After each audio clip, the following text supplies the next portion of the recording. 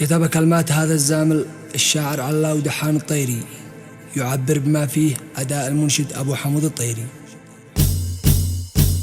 يا قياده وحكام وين العدل في الشرع والإسلام الفي والباع 100 عام والقرآن قد بين أحكامه. كيف يحكم بالإعدام على مجنون ما يملك الإلهام؟ حكمكم حكم إجرام، جريمة فقت الجرم إجرامه. محكمة والغارم والتهم غغى وتمثيليه وأثلام. الزلط كاشة مستلم من أجل يحكم في إعدامه. لكن العايب مشفى النظام يعمل لهم نقطة استفهام. الخلل في الصلاة والصيام ذي تنهي العبد وأحلامه.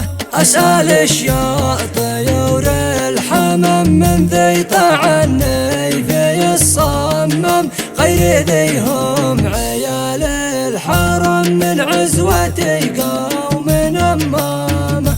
كل خاين ونمام وضع نفسه بمرحاض في حمام. ما يساوي جرم ذي يبيعه له وربعه مع عمامه.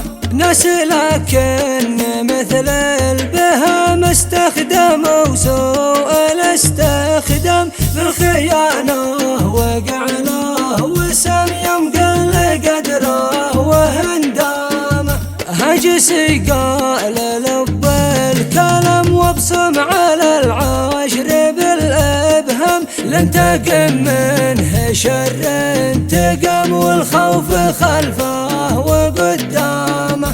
في النهاية وقبل الختام اقسم بمن أنزل الأنعام إننا قوم ما بنظام تاريخنا تشهد أقلامه.